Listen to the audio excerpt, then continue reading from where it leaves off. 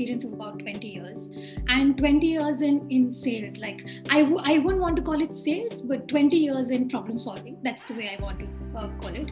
And my career journey, even when I was young and not working, as a child also, I thought that, I think now when I look back of what my life entailed and the kind of incidents and experiences that were a part of my life, I feel I was born to be in sales. I was probably, I didn't have an inkling then, but probably as I moved, over a period of time when I had mentors and coaches and, and people who were wanting to tell me or guide me into saying that, what is it that I must do?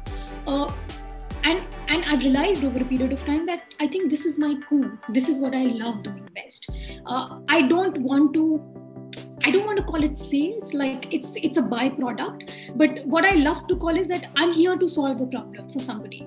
And if somebody sees merit in me, saying that, okay, and if somebody imbibes that trust in me, saying that this girl can, probably come forth with a solution that will solve somebody's problem, I think my work is done. Right from my childhood days, I think it started then. Like my pitch to my mother as to why, she should open the refrigerator and give me that piece of chocolate, and why she, at times, I would lose that pitch because she was not convinced enough. And sometimes I would win a pitch because she would be convinced that, I think she studied hard today, I think it was a long day, and I think I must incentivize her and give her this piece of chocolate. So I think for me now, when I look back, I think it started very, very early. And every pitch for me was a story. I wouldn't want to make a pitch just for the heck of making a pitch. It was inspired by incidents, or it was inspired by things that I was seeing around me. I was in the boarding for 11 years.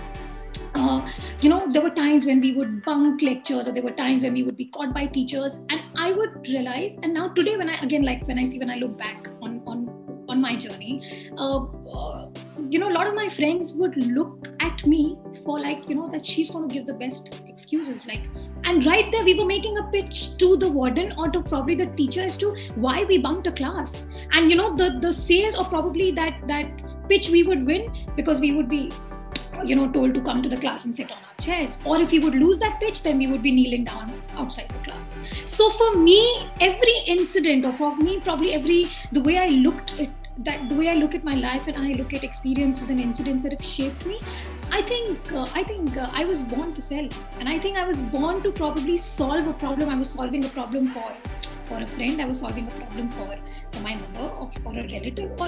But these pitches were happening right from probably my childhood days. I remember this vacation that we'd taken to Shirdi, and we were whole, it was a family vacation, and you had to probably line up to do that darshan. And during that lineup, you feel hungry and you feel thirsty. Sometimes your mother's carrying something, and sometimes you're not carrying anything, And the moment, as children, we would tell our mother, look at her and say, pani, or, we want water. I would see this man who would be sitting under a tree, running to us, and, offering that bottle of water. For me, it was not just a sale he was making. For me, it was look at the opportunity. Just look at probably look at what he was observing at that point of time to sell that bottle. And he sold that bottle for 50 rupees, and we better buy that bottle. Because the child is, thirsty, and the mother's never going to say a no. So for me, it was all these incidents that were shaping me and saying that, listen, somebody is here to challenge the status quo. That guy under a tree is not going to be taking a no, right? He's going to be selling those 5 bottles in his hand, and then going to get up for the next 10 bottles, right? And through the day and through the evening, and it's going to go on and on. For me, probably these learnings are, I always challenge the status quo. I never took no for an answer. And that happened right from my first job in 2000 when I joined, I used to work for a brand called Lee. I was a fashion showroom assistant then in 2000. And while I was working for this brand, I would be, I was graduating at that point of time, and I would do the college in the morning, and I would, in the evening I would do this part-time job. And my sales journey started from there. And there's a very, very, I must, again, one more story I have to tell you. There's an incident that happened in 2000. This lady walks into the showroom, and this lady is a little, on the plumpier side and very cute looking. And she walks up and she says, can I get a denim my size? And I said, ma'am, can I probably measure your waist? And the waist happens to be 38. Now, for me, like for anybody, like the way we all were trained that, this is the men's section, this is the female section, and the denims for female are up to 34 waist size, and you don't get any. The easiest answer for me was to tell that woman, no, ma'am, we don't have a denim of your size, right? I don't know what struck again. Like I said, I wanted to challenge the status quo. There's a fit called Chicago. Okay, there's a fit in Lee, like in a portfolio of Lee denims. There's a fit called Chicago. At that point of time, it used to be like a men's fit, and the waist size that used to be probably they would manufacture a waist size up to 42. So I take that fit and I tell that lady, I said, ma'am, why don't you try this? And she says, like a woman, like you have waist size like a denim of my waist size? And I said, yes, ma'am, why don't you try it? She goes in the trial room, tries that denim, comes out and says, Ishita, this fits me perfectly well. All we had to do was we had to alter it, and I said, ma'am, you look fabulous. And at that point of time, that denim costed $13.99 rupees. It was an expensive proposition, okay? The lady walks up to me and says, can I get a blue, a stonewash, and a grey? A sale of 3 denims were made by me at that point of time. Now, understand the psyche. Had I not challenged the status quo in order to say, or had I just told her that no, we don't make denim sizes for women, right? She would have just turned and gone. The fact that there was something, you had to position it well. There's a problem statement that lady is trying to tell you, that I don't get a denim my size, right? She's not saying I can't fit into a men's or a whatever. It's just that, right? And at that point of time, you will not believe it, the manager calls for a meeting and we declare that, anytime, so we start calling it the unisex fit. Suddenly Chicago from a men's fit becomes a unisex fit, and every time a woman who's a little plump and little healthy walks into the store, we all look at each other and say Chicago, right? We changed, like the dynamics of that product changed for everybody there, right? So my only point was that every time I didn't want to give up. I never wanted to give up. It was just that I could not take no for an answer. Arvind Mills, I moved to Fab India. And even like it was the same experience for me. I went on to become a merchandiser. The range, what kind of colors would be there in the store, on what kind of fits would be there. We would do all of that. But my heart always was, can I not like dress up somebody? And right from Fab India, then my next stint was Mirchi. And I think that was my biggest playground. I spent about 11 years in Radio Mirchi. And I think, it gave me wings, it gave me a playground. I think the ethos of that system itself is that, they want you to probably, not, I won't want to say break rules, but challenge the status quo again. And from Radio Mirchi, then I moved on to JioSaavn, where I'm leading brand solutions at the moment.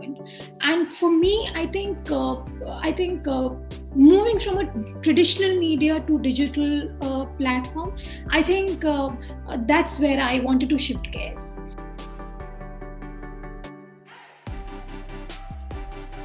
It was later in life I realized, I think you really need to value yourself and what you bring to the table. Yeah.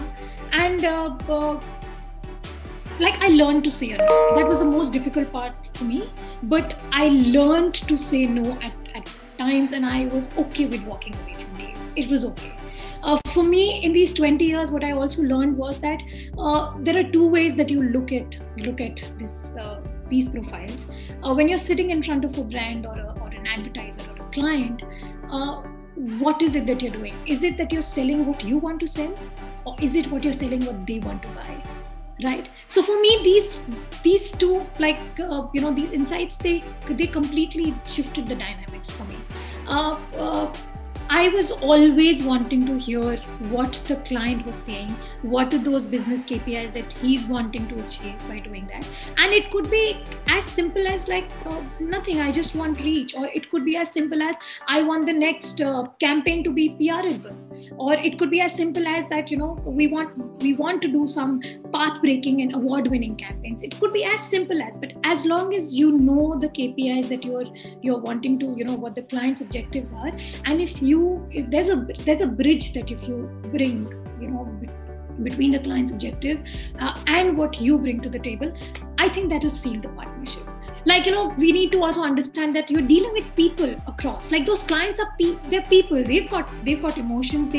So why will you not treat them like you would treat anybody else? Like, right? Like if tomorrow you go and if you go to buy a sari, like you want the guy to open like 25 saris for you, and still you want to say, no, I think I'll come tomorrow. And that's completely okay. And in these 21 years, I've realized that it's completely okay to fail. But what was more important for me was to be aware of that failure. If I was not aware of why I failed, right? What were those glitches that came amidst, like when I was failing, what happened?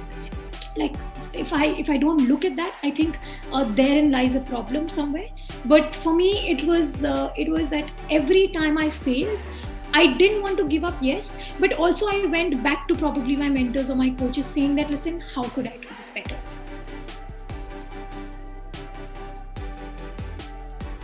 I think prior to the pandemic, we were still like JioSaavn, like I'd want to probably say that we're still digital audio is, I'm not going to say it's fairly new, but people are still understanding what that nuance is all about. And sometimes what happens is that when I talk to the fraternity, people in the fraternity, or probably clients, sometimes what happens is when you don't consume a medium by yourself, right, there are chances where you don't understand what it entails. Like you use Facebook, so you're comfortable with knowing that, okay, because you use it yourself, right? There are times where client watches a certain a soap opera on, say, Colors or on Zee TV, and the client is, because he's watching it, he feels, my target audience is also watching it, because it happens sometimes, and they want to probably sponsor a certain program and whatever, so on and so forth. In 2020, what happened was that the beauty was that it was not that randomly the platforms were doing well. It was the consumers started moving to the platforms, and hence, the platforms started doing well and they started seeing traction on the platform. And similarly, things happened with us. I mean, with us, we saw increase in the number of streams. We saw MAUs go high. Your users were streaming a lot of content. The podcast, probably the podcasts around news, politics, anything that entailed spirituality as a topic or motivation, we saw streams going up on that podcast as well. But if I have to talk about digital audio as a medium or as a platform, I think, like I've said in the past as well, it deserves its own strategy. Like you can't apply the same rules to what you apply to the traditional medium or any other digital platform. The one thing that sets us apart is like the more familiar you are with your listeners, the more authentic the connection is going to be.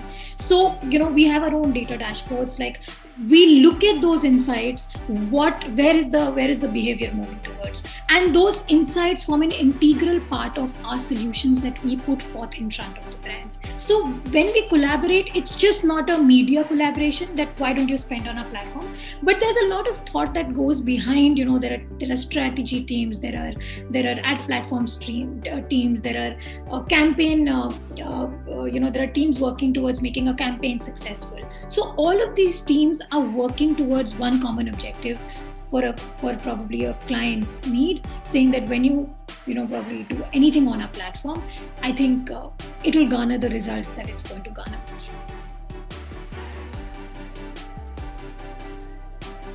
Okay, so my message to the young leaders would be value what you bring to the table. If you don't value yourself, nobody else will. Be discerning about your time. Learn to say a no. Challenge the status quo. I think in these 21 years, I think I got through these 21 years with this mantra of challenging the status quo. I always did. One thing I realized it again later in life. I'm an advocate of mental health, and I'm like you'll have to set boundaries. That's the first step towards self-care. There are times where people might push you into saying that you must work so many hours or whatever. There are no rules for the game. There are no rules, right? Set your own rules. Be your own person. It's completely okay to fail. Nobody's going to hold a gun on your head and say that why did you fail. What's important is be aware of your failures. Learn from them. Understand why you failed. If you needed to probably upskill. If you need to learn a certain skill set and you think that's going to add to your portfolio, please do that. One thing that I realized, or probably my mentors coached me very well into saying that nobody comes to work to feel incompetent. Nobody comes to work to not perform the best, right? But as a leader, if you're empathetic, you'll understand the kind of environments that they come from. How are they operating? Why are they operating? Why is productivity low? Why is productivity high? So if you understand the human behind who's sitting on that table and performing for you, or probably reporting into you, right? I think you will strike a chord there, which will go a long way. So I think people will start trusting you as a leader. So my advice is be empathetic. EQ always helps, and for us women, it goes a long way. And I think it's really worked for me. You need to understand that as leaders also. There could be times where it's overwhelming for us as well, because you're handling a team of so many people, right? And you're talking to them day in and day out. It's very, like for me, meditation really, really helps. So for people, for these young leaders, my advice would be, if you can take out say 5 minutes to meditate. It's not everybody's cool, but I'm saying it really helps. It helps me ground. It helps me perform better at work. It helps me stay calm.